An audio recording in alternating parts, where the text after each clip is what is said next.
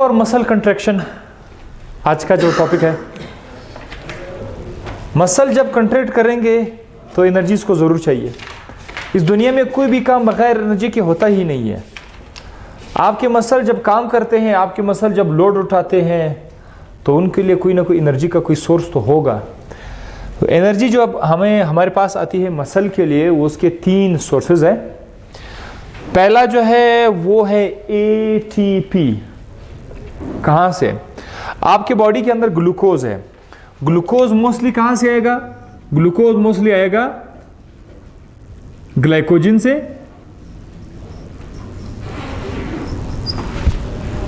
Glycogen कहाँ पर मौजूद है? आपके मसल के अंदर भी मौजूद है और आपके लिवर के अंदर भी मौजूद है। मसल के अंदर जो ग्लाइकोजन है, सबसे पहले उस ग्लाइकोजन से ग्लूकोज आएगा। ये ग्लूकोज अपने आप को तोड़ देगा। ऑक्सीडाइज मतलब अपने आप को तोड़ देगा। जैसे ही ये टूट जाएंगे, जैसे एनर्जी रिलीज हो जाएगी, उस एनर्जी से एटीपी बन जाएगा। और ये फर्स्ट ईयर के बायोलॉजी का टॉपिक है, ठीक है, बायो एनर्जेटिक्स का, जो मैं अभी आप लोगों को नहीं रिपीट कर सकता, आपने फर्स्ट ईयर में पढ़ा होगा। इसी तरह आपके पास फैटी एसिड है। फैटी एसिड भी जब टूट जाता है तो उससे क्या रिलीज होती है? एनर्जी रिलीज होगी, और उस एनर्जी से क्या बनेगा? एटीपी। ये एटीपी जो है ना, फिर कौन इसको इस्तेमाल करेंगे?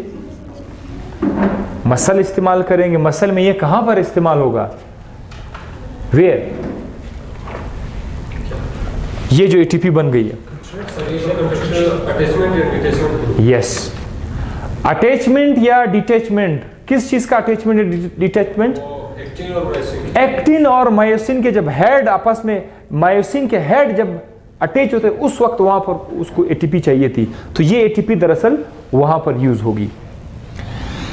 अगर आपको बहुत ज्यादा एनर्जी चाहिए तो फिर एक और कंपाउंड है जो आपके मसल से रिलीज होगा, उसका नाम है क्रिएटिन फॉस्फेट। ये जो कंपाउंड है क्रिएटिन फॉस्फेट, ये भी आपको क्या प्रोवाइड करेगा? एटीपीज आपको प्रोवाइड करेंगे। मतलब ये हमेशा नहीं होता है, ओनली एंड ओनली जब बहुत ज्यादा एनर्जी आपको रिक्वायर हो, डिमांड बढ़ जाए, तब ये क्रिएटिन फॉस्फेट आएगा, ठीक है।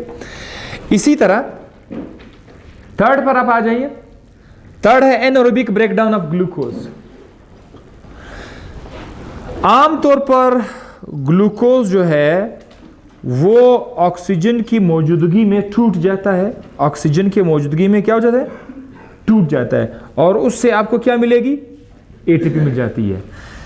इसको हम कहते हैं एरोबिक रेस्पिरेशन। एरोबिक रेस्पिरेशन जिसमें ऑक्सीजन है। और कभी कभी क्या होता है कि ग्लूकोज टूट तो जाता है पर ऑक्सीजन नहीं होता। जब ऑक्सीजन की गैर मौजूदगी में ग्लूकोज टूटेगा, एक बार फिर एटीपी आ जाएगी।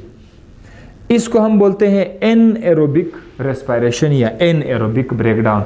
आपके मसल को कभी कभी एटीपी किस तरीके से मिल जाती है?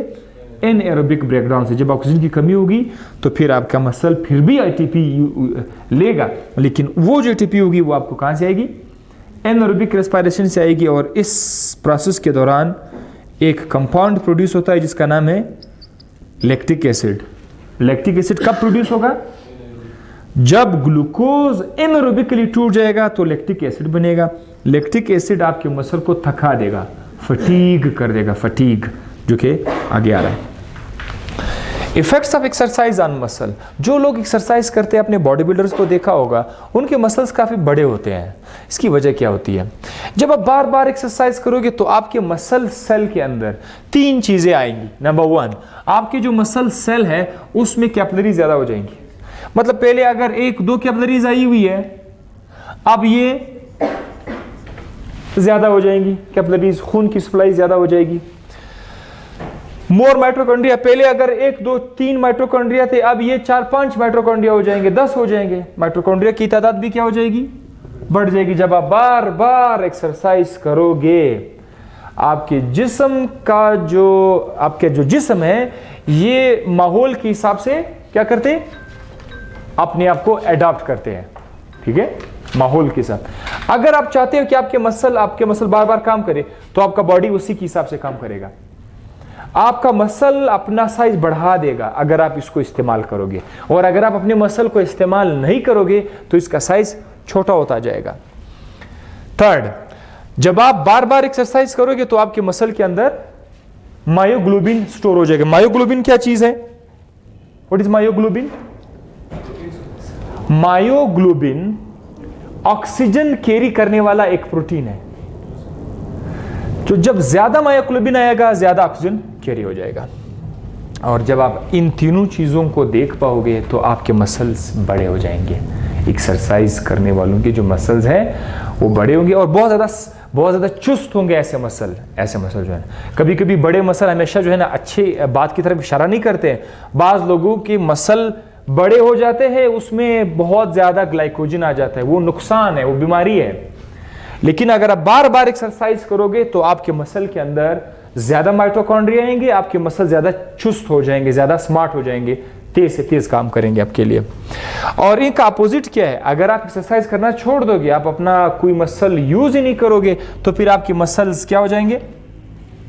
आपके मसल्स जो हैं पतले हो जाएंगे, छोटे हो जाएंगे, उतना पावरफुल मसल नहीं रहेंगे। इस तरह के मसल का नाम क्या है? Muscle atrophy, means reduction in functionality. Function कम होगा आपका मसल का, फिर खास फंक्शन नहीं करेगा। मसल फटीग का मतलब है मसल का थक जाना। कभी कभी जब आप एक्सरसाइज कर रहे होते हैं तो 12, 15, 20 टाइम के बाद आपके हाथ थक जाते हैं।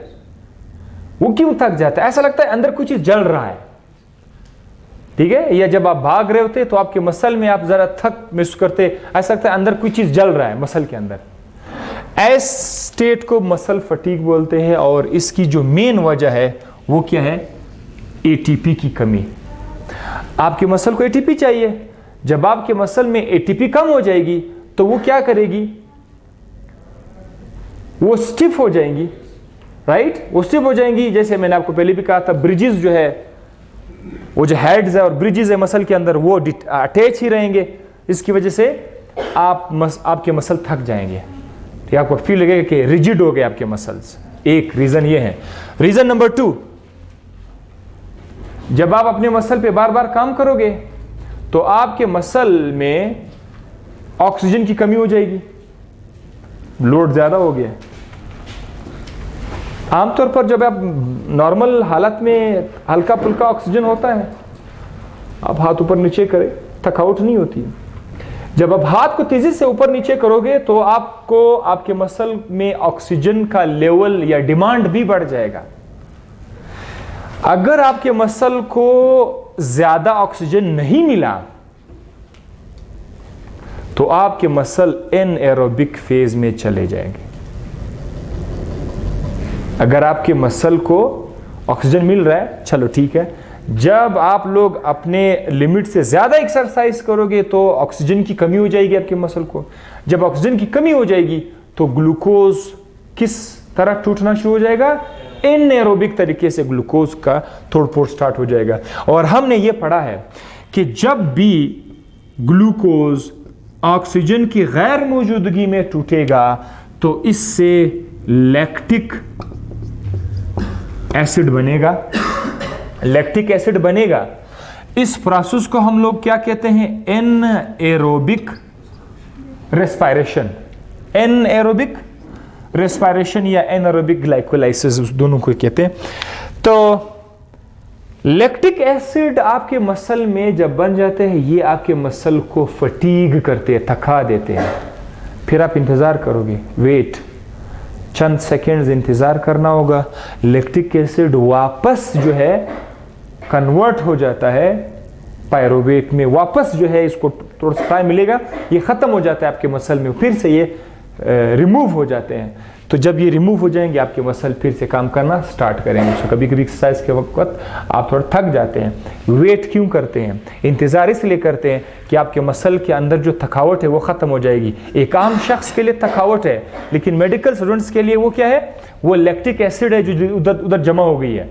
जब तक वो लैक्टिक एसिड दोबारा से क्लियर ऑफ नहीं होएगा, आपके मसल में दोबारा से पावर नहीं आएगा। सो दो रीजन है। 1, एटीपी की कमी की वजह से मसल थक जाते हैं। रीजन नंबर 2, लैक्टिक एसिड के जमा होने से मसल थक जाते हैं। अब आ जाते हैं टेटनी की तरफ। टेटनी क्या चीज है? टेटनी का मतलब यह है कि आपके मसल्स का ट्विच करना, ट्विच मतलब मूवमेंट, कन्वल्जन मूवमेंट, कन्वल्जन मतलब यह है कि जर्की मूवमेंट, जैसे कि बंदे को मिर्गी आ जाती है, ठीक है, जर्की मूवमेंट जब आपके मसल के अंदर होंगे, उस बीमारी का नाम है टेटनी। टेटनी में आपके मसल्स कंट्रैक्ट करेंगे, राइट, लेकिन आपकी मर्जी से नहीं, एबनॉर्मल तरीके से कंट्रैक्ट करेंगे। आप नहीं चाहते कि मसल कंट्रैक्ट करेंगे, लेकिन वो मूवमेंट करेंगे, which is mean movement. Convulsion, jerk लगाएंगे, जर्की मूवमेंट भी करेंगे। आप नहीं चाहते हैं कि जर्की मूवमेंट हो, लेकिन क्या हो रहा है? जर्की मूवमेंट हो रहा है। इसका वजह क्या है? वो न्यूरॉन मसल की तरफ जो आए हुए हैं, वो न्यूरॉन बहुत ज्यादा एक्साइटेड हो जाते हैं, ओवर एक्साइट हो जाते हैं, जिसकी वजह से मसल मूवमेंट स्टार्ट करते हैं। रिपीट करता हूं, आपके मसल को क्या मिला हुआ है? ब्रेन से नर्व और न्यूरॉन मिला हुआ है। जब ये न्यूरॉन बहुत ज्यादा एक्साइटेड हो जाते हैं, तो आपके मसल्स भी क्या करना शुरू करते हैं? मूवमेंट स्टार्ट करते हैं। वो मूवमेंट आप चाहते नहीं, लेकिन वो हो रहा होता है। ट्विच भी करेगा, कन्वल्जन भी करेगा। ऐसे मूवमेंट ऑफ द मसल को क्या कहते हैं?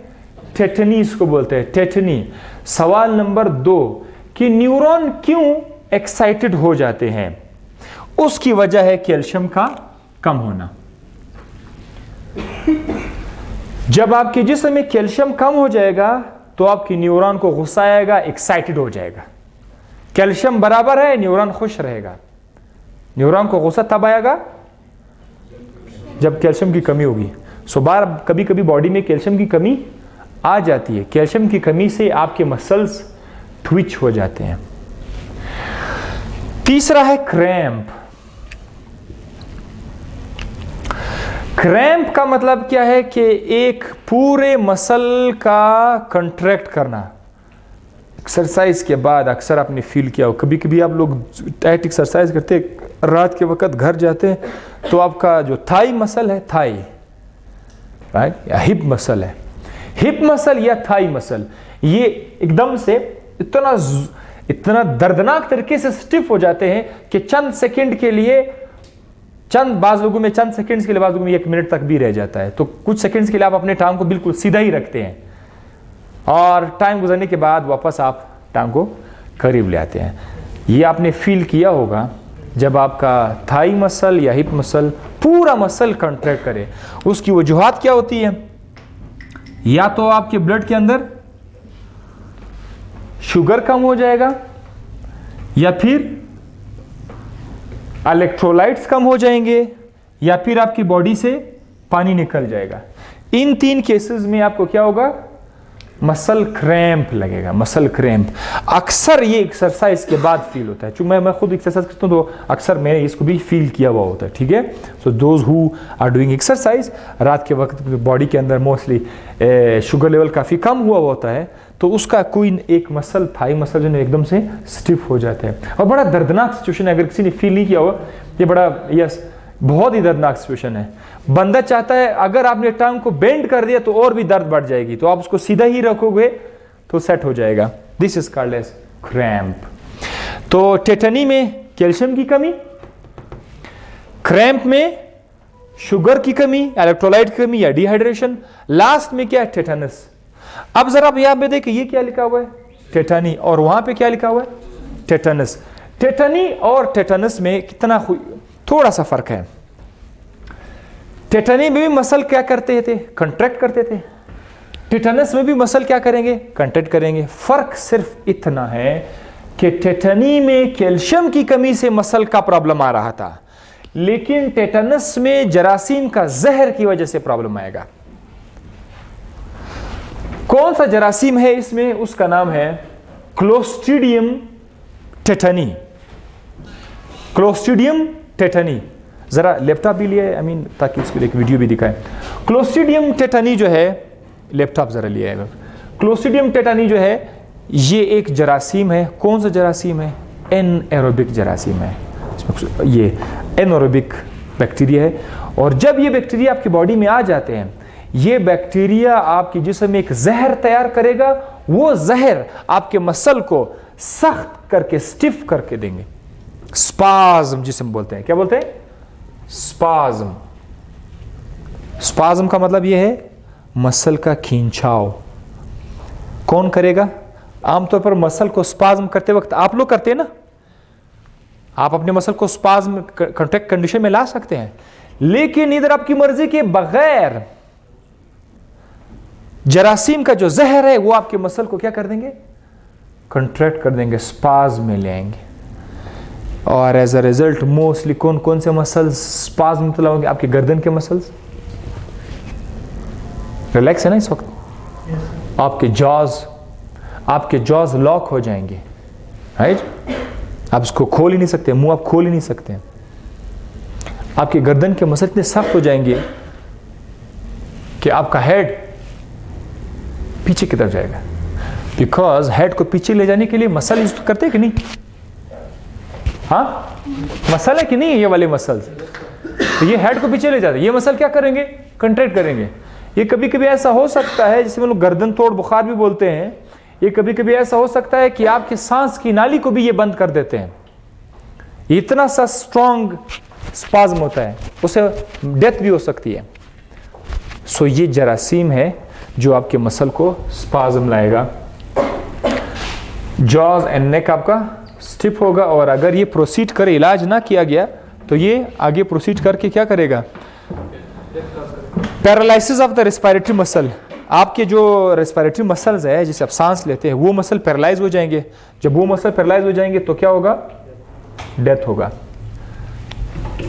जरा एक बार फिर से देखें, मसल फटीग में आपके मसल थक जाते हैं। दो वजूहात, या तो एटीपी खत्म हो जाती है या लैक्टिक एसिड जमा हो जाते हैं। टेटनी में क्या होगा? कैल्शियम की कमी की वजह से न्यूरॉन एक्साइटेड हो जाएगा, जिसकी वजह से आपके मसल के अंदर मूवमेंट आएंगे जो आप नहीं चाहते हैं। क्रैम्प में क्या होगा? एक पूरा मसल कंट्रैक्ट करेगा, खासकर कौन सा मसल? थाई, ये वाले मसल है, या हिप मसल है, ये दोनों में से कोई मसल कंट्रैक्ट करेगा। उसकी वजूहात क्या है?